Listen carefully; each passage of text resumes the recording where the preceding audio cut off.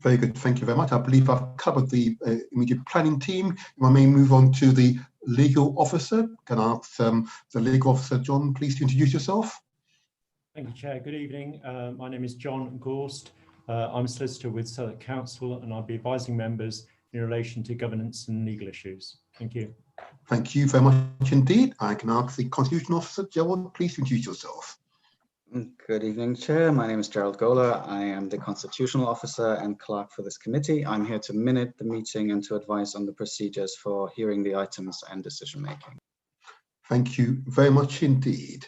I'll now proceed to the meeting proper and take item 1, which are apologies. At this point in time, I don't believe there are apologies. I might note potentially, unless I'm told otherwise, Councillor Soames potentially late arrival, if not apologies. I hope I'm allowed to do that, Gerald. Yes, I'll record Councillor Soames as apologies for lateness, Chair. Very good. Thank you very much indeed. Now, if I may now move on to item 2, confirmation of voting members. I will now ask members of the committee to confirm that they are voting members of this committee. If I can begin with the Vice Chair, Councillor Movell. Can you confirm you're a voting member? Yes, Chair, I am a voting member. Councillor Livingstone, can you confirm you are a voting member? I can confirm I'm a voting member, Chair. Councillor O'Brien, can you confirm you are a voting member? Voting member, Chair. Very good. Councillor Whitehead, can you confirm you are a voting member? Voting member, Chair.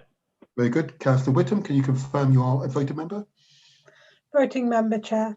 Very good. Councillor Williams, can you confirm you are a voting member? Voting member, Chair. Very good. And I'm Councillor Martin Seaton. I'm also a voting member. I'll now move on to item 3 on the agenda, which is notification of any item of business which the Chair deems urgent. And now the following documents have been circulated before the meetings, and can members confirm that they are in receipt of the main report pack, of course, supplemental agenda 1, containing item 6.2, and supplemental agenda 2 containing the members pack and the addendum report related to item 6.1, 6.2. Can you indicate you have received those documents? Yes, Chair. Very good, thank you very much indeed. I'll now move on to item 4. This is disclosure of interest and dispensation. Does any member wish to declare any interest of dispensation in respect of any item or issue to be discussed at this meeting? No, Chair. Very good, thank you very much indeed. I'll now move on to item 5. We've got a bit of work to do here because there's a few items contained in this one. So item 5, of course, relates to minutes, so pages 1 to 9 of the agenda pack. Can we approve the minutes of the meeting held, and I'm assuming that the Constitutional Officer will allow me to do it this way, for the dates 20th of July, the 8th of September, and the 29th of September, and of course, the 6th of October. Our members are happy to approve those minutes for each of those dates. Agreed. Agreed, Chair. Agreed. Thank you. And the Constitutional Officer has not expressed any qualms. Thank you very much. No, Chair. Thank you very much, Gerald. In that case, I'll now move on to item 6, the development management. Now, the next item of business concerns the determination of planning applications. I would like to remind everyone of the committee's guidance and conduct of business. Officers will present a report, outline their recommendations, and answer questions raised by the committee. If present wishing to speak, the following may then address the committee for no more than 3 minutes each. A spokesperson representing any objector to the application, and by now you need to identify a single spokesperson if more than one objector wishes to speak. The time will be divided accordingly within the 3-minute time slot, followed by the applicant or their agent, and indeed followed by a spokesperson representing any support of the application living within 100 meters of the development site. And last but not least, a ward councillor representing the area affected by the proposal. Each speaker should restrict their comments to the planning aspect of the proposal and should avoid repeating information which is already in the report. The meeting is not a hearing where all participants present evidence to be cross-examined by other participants. At the end of each representation, the committee may ask questions of the presenter speaker. Speakers should lead the committee on subject which they'd welcome further questioning. Ward members in attendance and those nominated to speak on behalf of objectors, supporters and applicants may be asked to make further brief contribution in case any issue needs to be clarified after their contributions. Now, this is not an opportunity, though, to take part in the debate of the committee. After receiving all submission, the committee will debate the application and consider the recommendations. This is a council committee meeting which is open to the public. There should be no interruptions from members of the public. Finally, I'd like everyone present to know that although the planning committee comprises members of different political parties, we are not politically whipped. Our decisions are made in accordance with the council's planning policy and based on information contained within the relevant reports, together with the consultation responses and any verbal submissions made today. How we approach these applications set out in the Development Management Report in item 8, and if members are happy to note that report, we'll move on to considering the planning applications. Are you content, members? Yes, Chair. Very good. Thank you very much indeed. Yes. Thank you very much indeed. Thank you. In that case, I will now proceed to item 6.1, which is the Felix Post Unit and Old Age Psychiatry Building, Maudsley Hospital, Denmark Hill, London, SE5 8AZ, pages 25 to 113 of the main agenda pack and pages 1 to 4 of the addendum report. Can I ask the officer considering the report to introduce himself and present your report? Hello, I'm Gemma Usher. Can I just check that everybody can see my screen that I'm currently sharing? Well, I can see your name. Oh, you can't see the presentation? Not yet. Not yet. Okay, right, bear with me then. Let's have a look. Share screen. Okay, is that better? Much better, much better. Okay, let's go. Right. There you are. That's it. Perfect. Okay, thank you. So if everybody can see my screen, then I will begin. So good evening, members. The application that we will be discussing this evening proposes demolition and redevelopment of part of the Maudsley Hospital campus to enable the erection of a new building ranging 4 to 9 stories in height. This would include the rooftop terrace as well as a basement level. The building would provide circa 9,600 square metres of floor space and would accommodate a high quality healthcare facility with associated education and community services. The consolidation, enhancement and increase in the provision of much needed healthcare facilities is considered to be a significant and positive benefit of the proposal. The site comprises approximately half a hectare of land at Maudsley Hospital, which is located to the north of Denmark Hill Station, close to the border with the London Borough of Lambeth. This application relates specifically to the Felix Post Unit and the Old Age Psychiatry buildings, which are located centrally within the hospital campus, with the partially constructed Douglas Bennett House to the south and the Michael Rutter Centre to the north. You can see the site within the yellow hatched area in the aerial view. The existing buildings on site comprise a Part 1, Part 2 storey U-shaped building and porter cabins. There is an existing courtyard area separating the main building from the porter cabins at present. All existing buildings would be demolished. There are a number of other buildings on the hospital campus that accommodate a range of medical and related uses. The site is highly accessible by public transport with a PTEL rating of 6. Despite the fact that the site is in an accessible location, pedestrian legibility and permeability through the campus is rather ad hoc and in need of significant improvements as part of the site-wide redevelopment. The wider Maudsley Hospital campus is surrounded by the King's College Hospital campus to the west, Lyndhurst Primary School to the east, and residential dwellings to the north. It is noted that there is one permanent residential dwelling in Windsor Walk, and the other buildings within this terrace are used as temporary residential accommodation for families of hospital users.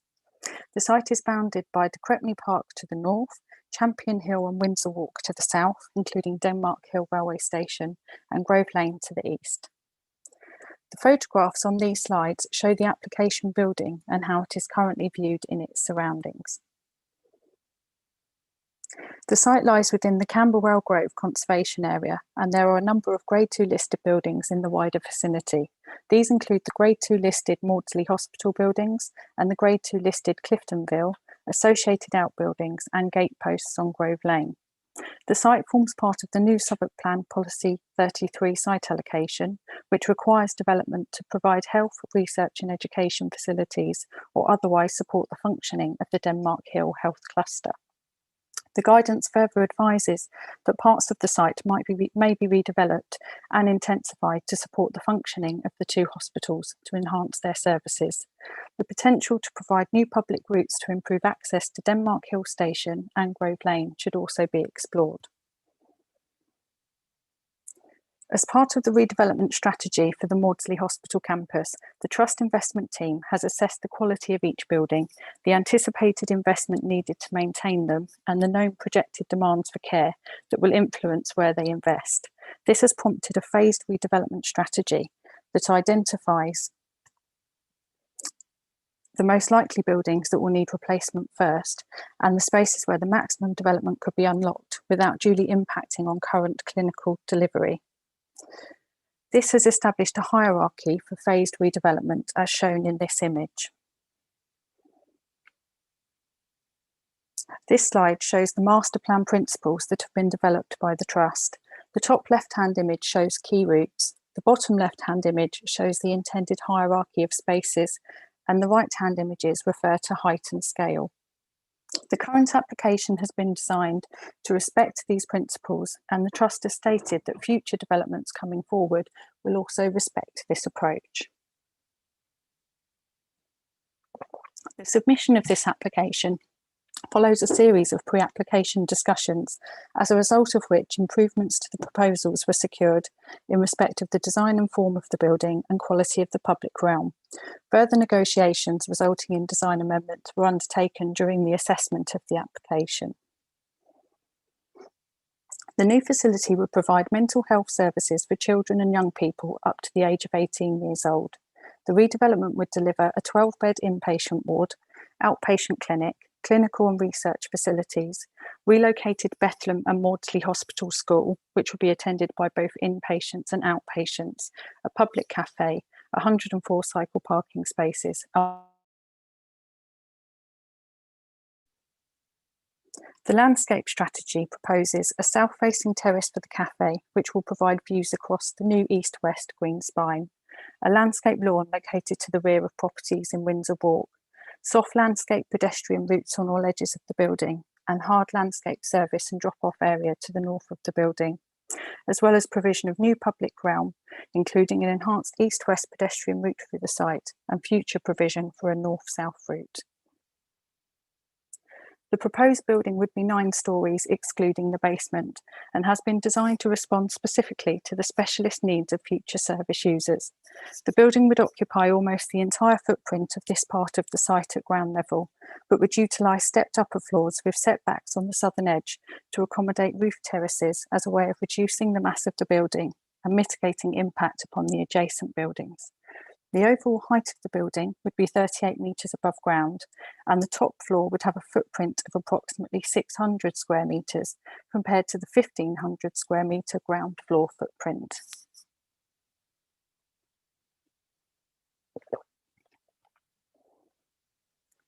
The main entrance would be located on the ground floor on the southern edge of the building.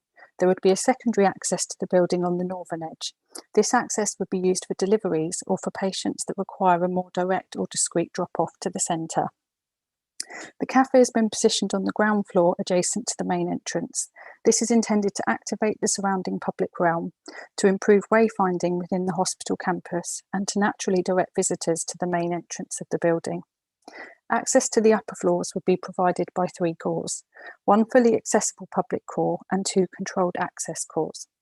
Outpatient services would be provided on the ground and first floors, Flexible collaboration space would be provided on the second and third floors, acting as a natural buffer between the outpatient facilities below and the inpatient services to be provided on the upper levels of the building.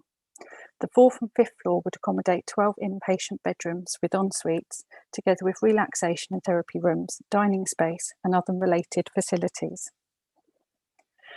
The school would be located on the top floor of the building. The existing school is currently split between Bethlehem and Maudsley hospital sites, so this facility would result in a significant improvement in this respect.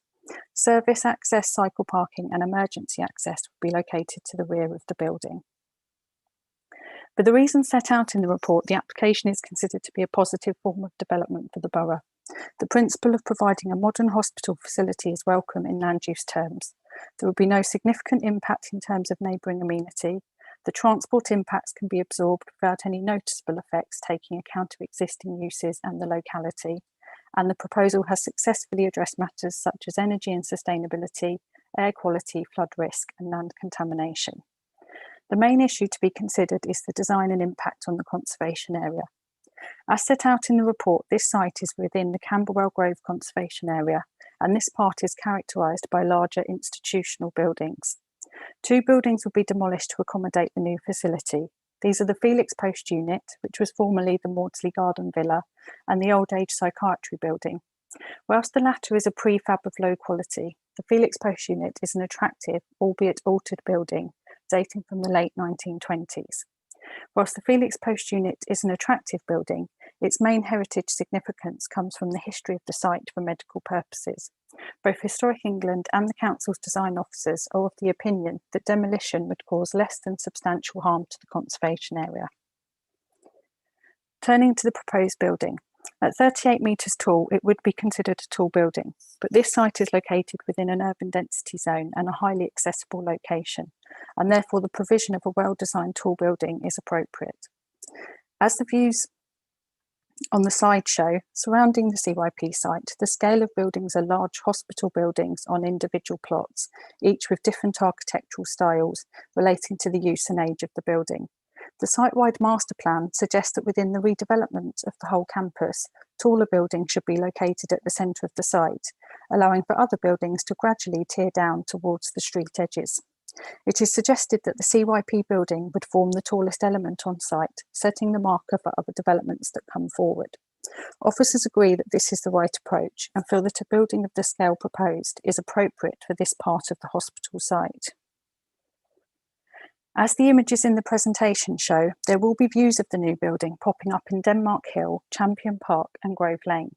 However, this urban roofscape is to be expected in the context of this locality and does not detract from the listed buildings on Denmark Hill Station and Windsor Walk, nor does it detract from the Camberwell Grove Conservation Area.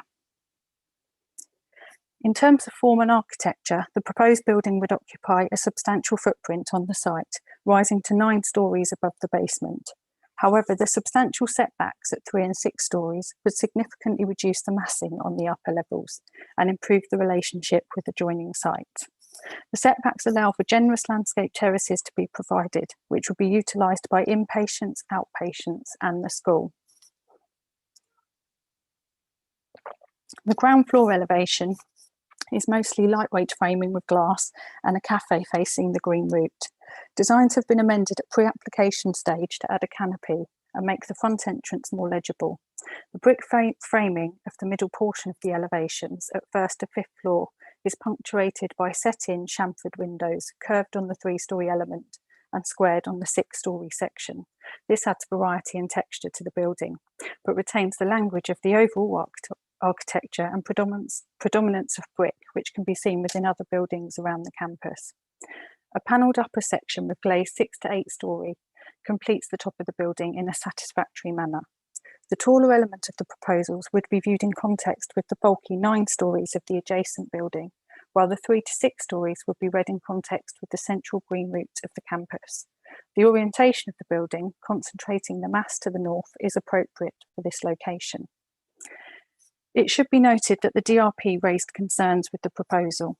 The scheme was subject to 2 DRP sessions.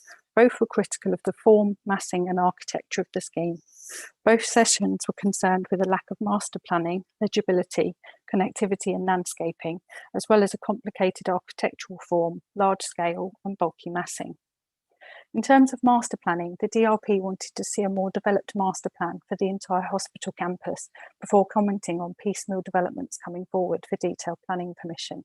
However, the reality of the situation is that a broad conceptual master plan has been prepared, which clearly outlines the Trust's aspirations for improving and enhancing facilities at the site, as well as setting out parameters for key routes, enhanced public spaces and approach to scale. The applicants are available to discuss this in more detail should you wish to do so. The architects have worked with officers to revise the designs within the constraints and needs of the NHS clients on a tight urban site. At the heart of the design is the functional requirement of the service users, and this has heavily influenced the proposal that we are currently being asked to determine. The NHS has strict requirements which dictate the shape and size of the wards, rooms, circulation space and facilities required. The DRP requests were heard in full by the architects. However, the applicant's clinical requirements are critical to the success of the facility, and therefore officers have sought to negotiate realistic changes. The amendments sought include orientation of the building and its relationship to neighbouring buildings, improving the legibility of the entrance and wider landscaping, improving access to the rear, simplifying the mass by reducing the number of terraces, and improving the architectural language of the elevations by adding brick and removing cluttering elements from the facades. As currently presented, the proposal is considered to be of high design quality. 6 consultation responses were received from members of the public, 3 of which were objections. Issues raised have been set out in detail in the report and addressed in the assessment of the application, but the main issues included design. Similar concerns to the DRP were raised, as well as some concerns over where the new building would be viewed from. Impact on neighbours by way of noise from plant. An appropriate assessment has been submitted. Transport impact in terms of inadequate access to the site. This has been duly considered by the Council's Highways team. Ecology and biodiversity was raised as an issue, and appropriate assessments have been submitted. In conclusion, the proposed development will consolidate and enhance essential healthcare facilities on the site, which would be a significant positive benefit for Southwark and London. The principle of redevelopment is strongly supported in accordance with the existing and emerging development plan policies. The provision of a school within the building would bring together a service which is currently split across 2 different sites. This would be a welcome improvement and a positive benefit of the scheme. The proposal includes the provision of enhanced public realm by opening up safe, legible pedestrian access through the site, which is also a clear benefit of the scheme. The design of the proposed development has evolved as a result of extensive pre-application discussions and post-submission amendments. On balance, it is considered that the height, mass, overall form, articulation, elevational treatment and the relationship to neighbouring buildings is appropriate for this location, and the design is acceptable having particular regard to the specialised needs of the service users. The proposal would cause less than substantial harm to heritage assets, clearly outweighed by the public benefits of delivering this essential healthcare facility. The transport and sustainability impacts have been properly considered and appropriately mitigated where necessary. By consolidating and rationalising the services currently offered within Mapover House, the Michael Rutter Centre and the buildings subject of this application, it is proposed to release some of the land within the campus for residential development, which will help to fund future phases of the site-wide master plan. For the reasons set out in detail in the report, approval has been recommended. I do have one further matter to bring to your attention this evening. Further to the publication of the main report and subsequent addendum, it has come to light that there is an error in the committee report in respect of the proposed landscape strategy. In paragraph 111 of the report, it is stated that there will be a shortfall of 1,566 centimetres girth of tree canopy cover on site after the redevelopment. However, further scrutiny of the detailed landscape plans has revealed that taking account of the new trees that will be planted, the shortfall would equate to only 201 centimetres girth. As such, a much lower caveat payment would be required to mitigate the net loss. The appropriate caveat payment would be £7,810 for off-site planting. And that concludes my presentation. Thank you very much indeed. Are any members wishing to raise a comment on this one? Use the raise hand symbol or other methods? No? In that case then, I see Councillor Whittam. I saw you. Go ahead, Councillor. Can you just talk us through the correction on the heritage assets and the archaeological investigations? It says that the report was wrong to say that no further archaeological investigations are required on this site in the addendum. So would this be a desktop study, or what sort of investigations would they have to do? Oh, yeah, I'm happy to come back on that, Chair. It's all about recording the important historic features of the existing building before undertaking demolition. So there is a condition recommended, but the applicants have already started to work on this and they have actually submitted a report. Catherine might want to comment a bit further on this, but the matter is currently in hand. Yeah, I can, if you want me to update members on that. So we received today a written scheme of investigation from the applicants, setting out how they were going to record the building prior to demolition, so in effect they sort of complied with one of the conditions we were suggesting be part of the approval. So we only need to actually see that recording, which would be controlled by condition. Very good. Thank you. Councillor Whittam, are you happy? Very good. Thank you. Thank you. In that case, I've got in sequence Councillor O'Brien followed by Councillor Livingstone. Councillor O'Brien. Thank you, Chair. Regretfully, the carbon savings fall short in this case. I notice on paragraph 185 that the GLA have requested an updated air quality assessment to cover the impact of the proposed CHP, and that assessment will be available prior to the committee meeting. I'm sorry if I missed it in the addendum. I did look for it. Did that assessment happen, and what was the outcome of that, please? Yes, thank you, Chair. Just to confirm that a revised assessment was submitted. It is in the addendum, and our teams had a look and they're satisfied with it, but they have recommended a further preoccupation condition, just requiring a bit more technical information, but they're satisfied that there won't be any air quality adverse effects. Thank you, Councillor O'Brien. Look at the addendum. Councillor Livingstone, then followed by Councillor Whitehead. Thank you, Chair. Similar to Councillor O'Brien, I wanted to probe on the carbon issue. I note that the report talks about this not meeting the 35% on site and there being an offset payment. The offset payment for the difference between what it's producing and 35% is reported in here of being about 100,000. Of course, the policy as set out in paragraph 171 suggests that the entire amount that is shortfall for making it carbon neutral needs to be offset, not just the difference between the 35% and what it's being produced. So I just wanted to check those figures through and understand them fully to understand whether the 100,000 that's identified here is offsetting the full amount of carbon or just that difference between 35% and the figures in the report. That's an interesting observation, Councillor Livingstone. First of all, go to the officer first of all. I may need to get back to you. Thank you. I think I can clarify. It's the difference between 35%. If I can just have I think what the the bit that you're referring to in terms of the policy is just identifying where all of the policies are going, the kind of current and emerging policies. But this, in terms of our current policy, the shortfall takes it up to the 35%.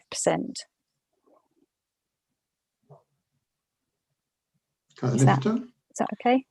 Yeah, no. So just to clarify, so paragraph 181 says that there's an on-site saving of 21%, and to offset the difference between the 21% and the 35%, so that 14%, they're paying 100,800. Paragraph 171 makes the comment that where developments are unable to meet net zero, any shortfall between the minimum 35% and zero carbon must be mitigated in way of a payment towards a carbon offset fund. So they're not even hitting the 35% and paying the 100,000 to mitigate that difference of 14%, but the remaining 65% doesn't seem to be being addressed anywhere. So that's, sorry, just to clarify, that's emerging policy. So that's to show the direction of travel, but the current policy requires a 35%. And so that's the difference that we can secure at this stage.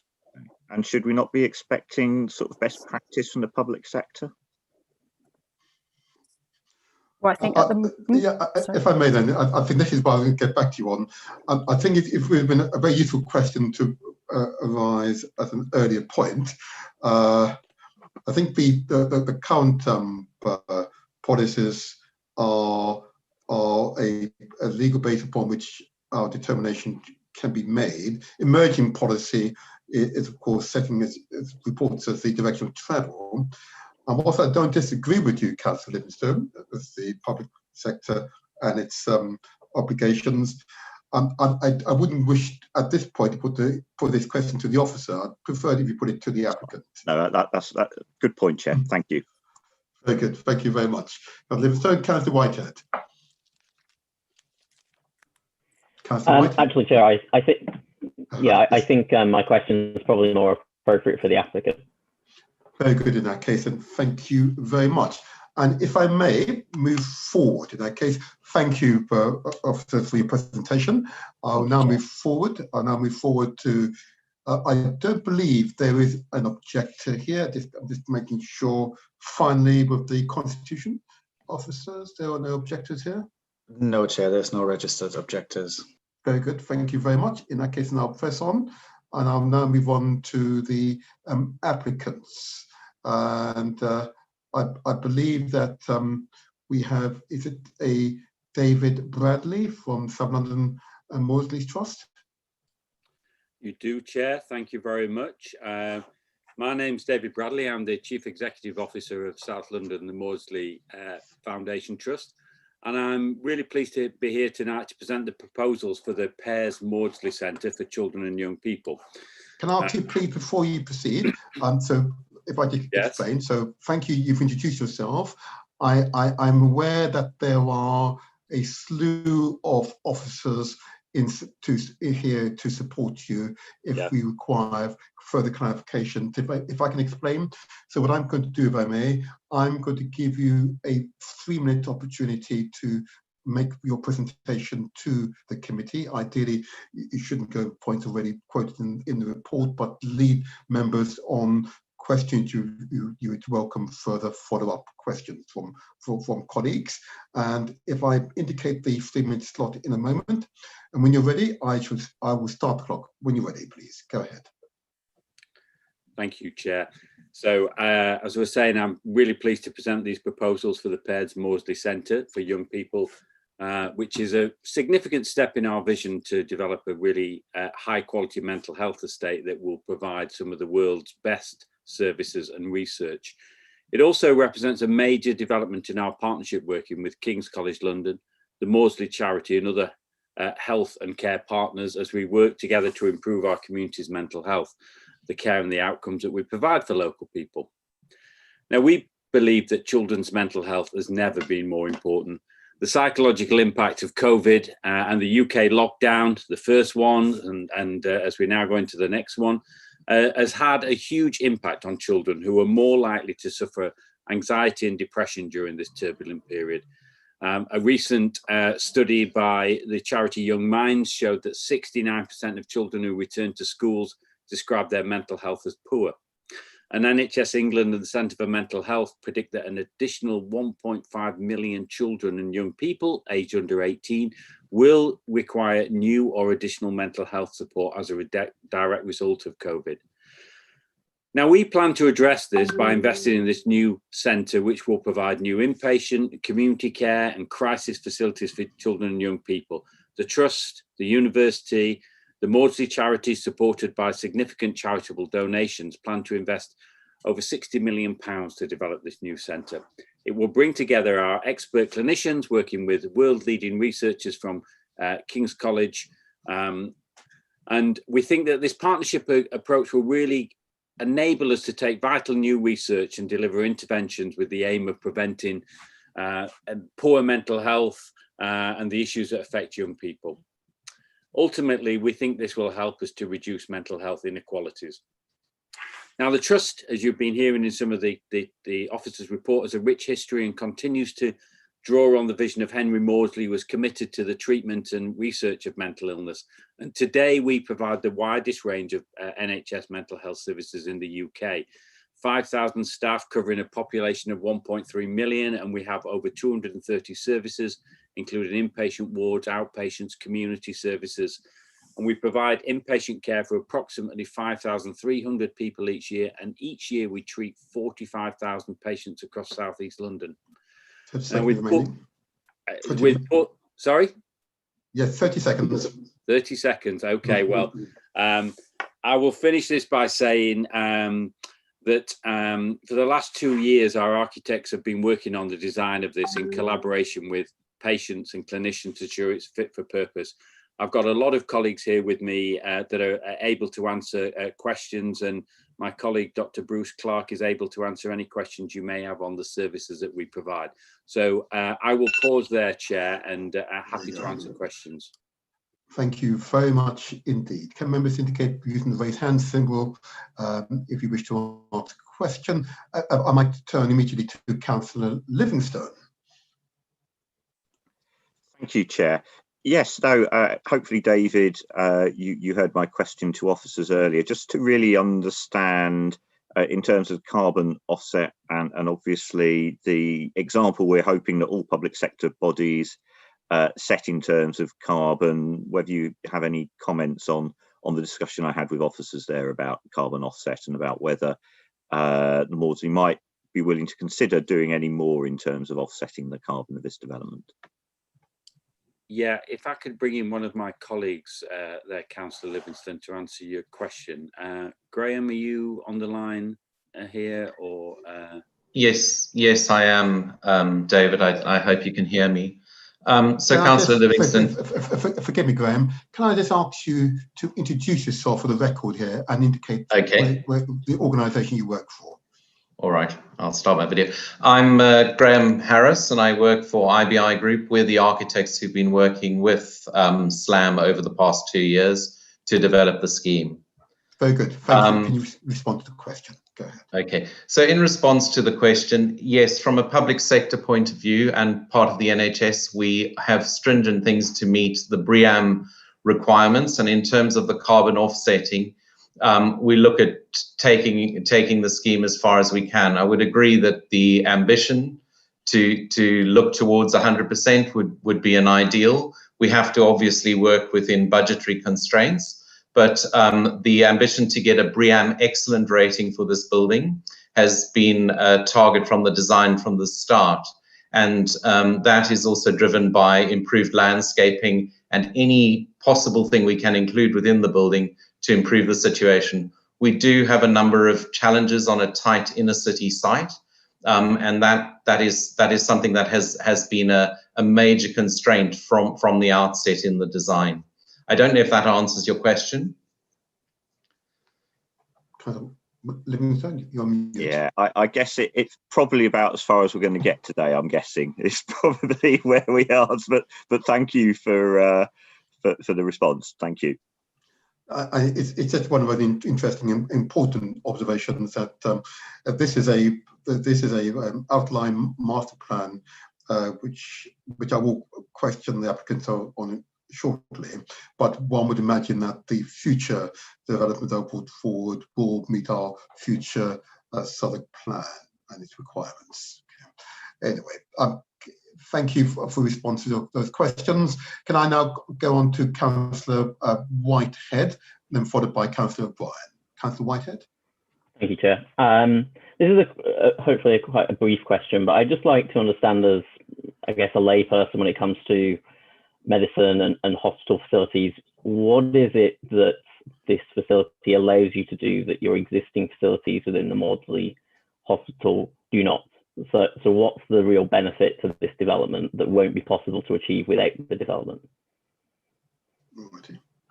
I would give a very brief, and then I would ask perhaps my colleague Dr. Clark and Professor Everall to impact. But essentially, what this will provide us with is some facilities. The facilities that we will have will be significantly improved for young people. So if people need to be admitted into hospital, the facilities that we will have here will be world class.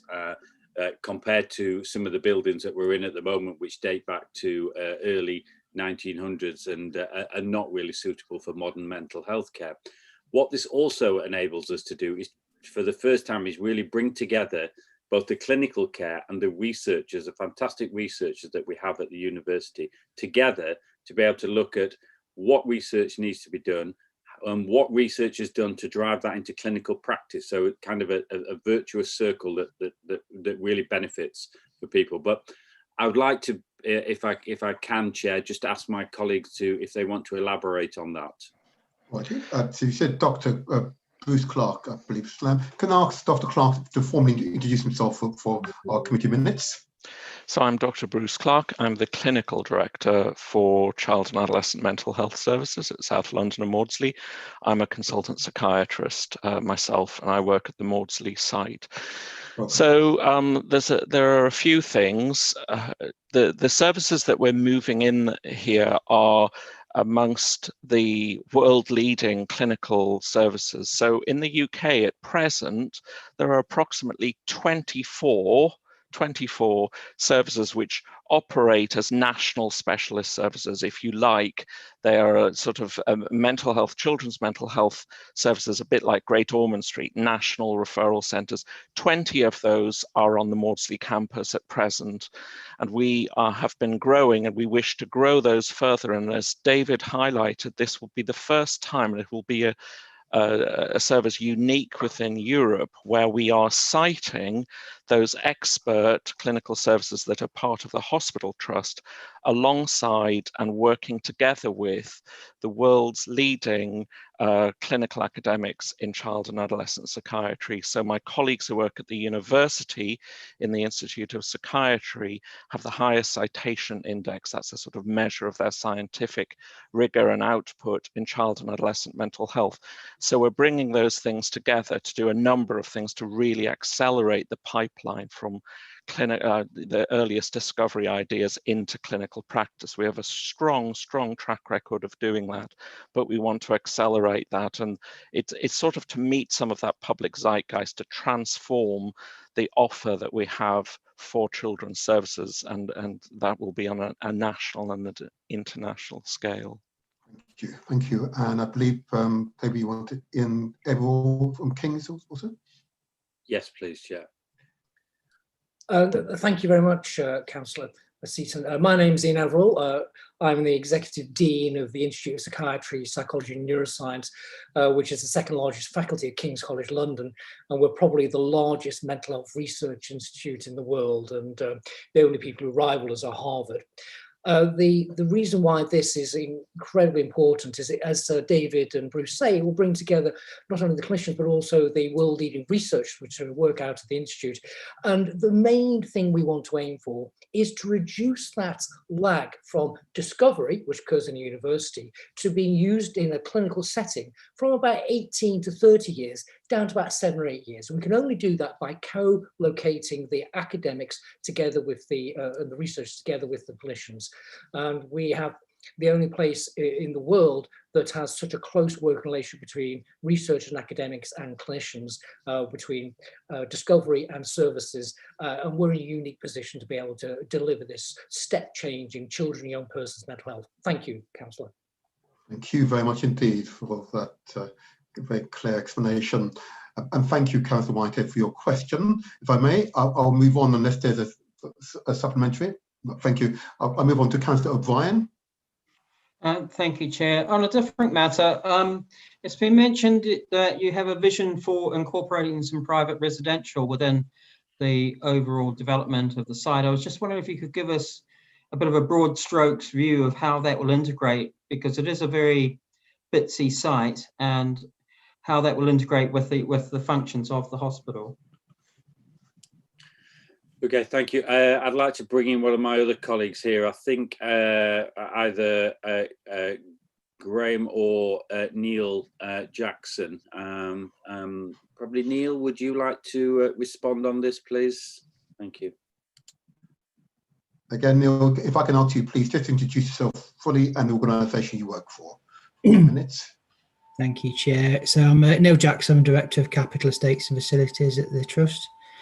And yes, an important part of this development is funding, which we are driven to do as an NHS trust through any estate that we can turn into the uses. And this particular housing development is to the north, so it's really looks to interface with the public realm and provide that buffer to the rest of the campus. And a very important aspect of that is it allows us to open up the north-south link to create the link onto De Crispity Park at that same time. So it brings the master plan together, creating that link into the public space, bit of sense of the campus, but also the much-needed housing provision. We're bringing forward the scheme on the basis that it's completely policy compliant, and that it's 50% affordable, and of that 50%, 70% is social rent level, if you like. So we're trying to develop a scheme and bring it forward with a plan that it's as accessible as possible.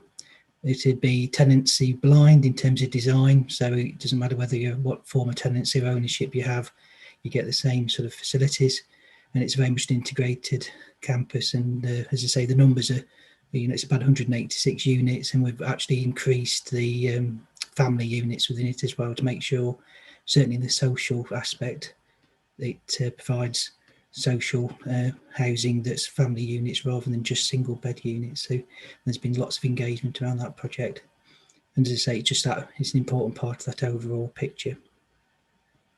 Thank you for your response to that question.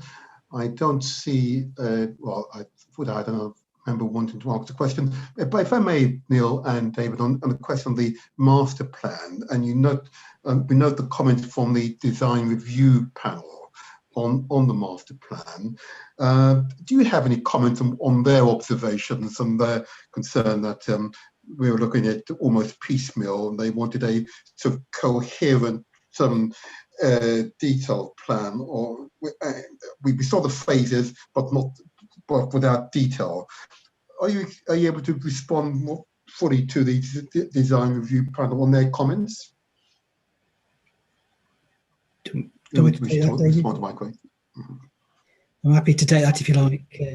Thank you. Okay. I think it's partly it's a reality that as a trust, the timeline for the future phases is uncertain to some extent. We're not in complete control of that destiny.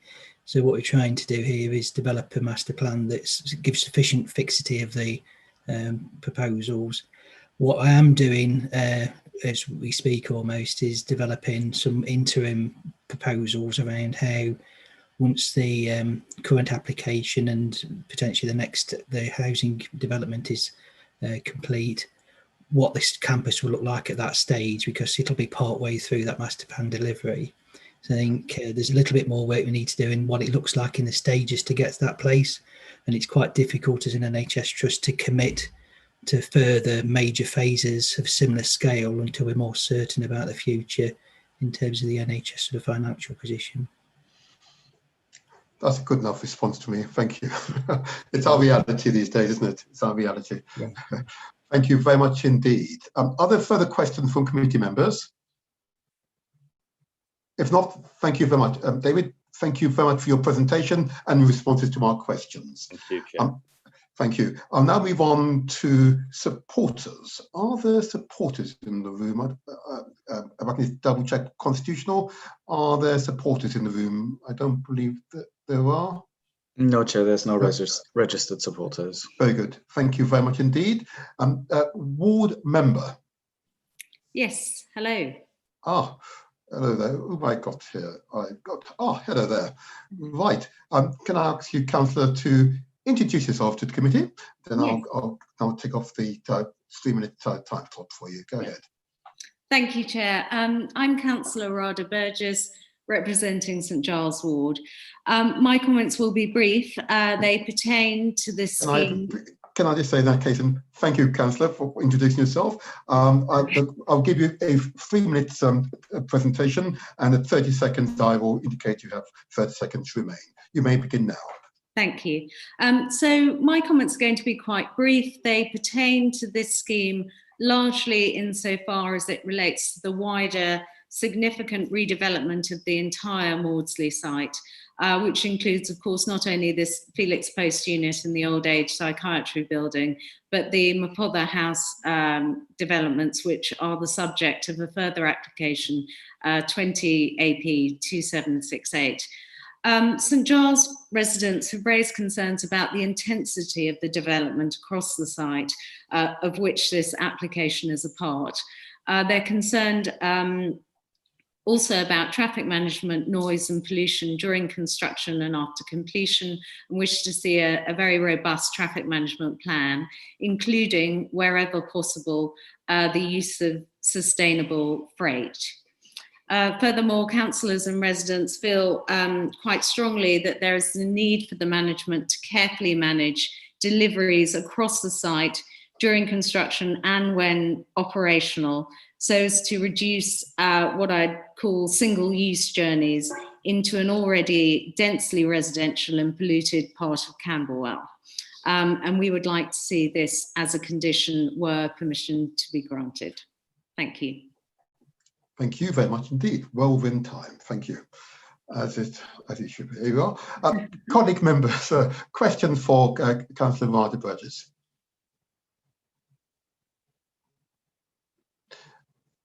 Councillor O'Brien.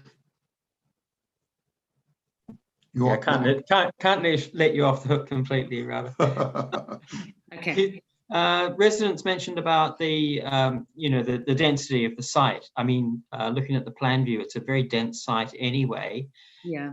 Do they see this getting worse? Is it to do with the height? Is it what raises more concerned about the proposed development compared to what they've already got, I guess? Okay, so I think it was there are concerns about scale and massing, not limited to this application, but as regards the schemes that will be coming forward as part of the site. It's probably not appropriate for me to go into some of the issues around Mapother House, but there's a feeling that there's a kind of heightened scale problem there, and this is all a kind of cumulative effect that will affect the community. And it's always difficult to talk about schemes that come through in phases, but I think the committee needs to be very aware that this is an intensification of the site, and that those concerns have been raised both regarding this application and the further ones coming forward. Thank you, Councillor O'Brien. If I may, Councillor Burgess, just to go on the basis of your presentation, transport concern. Could you just elucidate further what transport concerns you have here? Well, I think there's good news about Camberwell's excellent PTAL rating, but I think that a lot of the concerns were owing to the construction phase of the development and how this would be managed, and really wanting to see an extremely robust plan for that traffic management, for deliveries, and really trying to embed sustainability into all of the processes around the development, both in the construction phase, but also post-construction. And I was sort of reminded of a very good article about construction during the Olympics, and just having so many hundreds of tiny little single-use deliveries to a site, that I think we just need to be really aware of and have some kind of management plan for that, so that we're really rationalising as much as possible and coordinating the needs of the site and the demand for deliveries, and that was important. Okay, thank you. And you said you'd like us to put some caveats on this one. What are your caveats if you go through and listen? Take a note of the construction management plan and put a potential liaison between yourself and the applicant. Are there any other concerns I should take note? Can you hear us? Can you hear me? Hello? Hear me? Yes, yes. Oh, yeah, sorry. So, No, I think that's the main thing. But yeah. Fair enough. That's fine. That's fine. And have you had contact with the applicant? Have you discussed your concerns with the applicant previously? We have spoken to. We've had most contact with the later stages of, not of this application, but of the later schemes coming forward. So yes, these issues have been raised and discussed. Yeah. Right, here. In that case, we'll take it up with the applicant and officers in a moment. Unless there are other questions to Councillor Burgess, I want to thank Councillor Burgess for your presentation and responses to our questions. Thank you very much. Thank you. Thank you. Right here. Now, in that case, and I note that it's now 20 to 8. I'm slightly over the usual time to take the 5-minute break for as agreed. So I will take a 5-minute break and we will reconvene at 8:45 and we'll then go into our debate.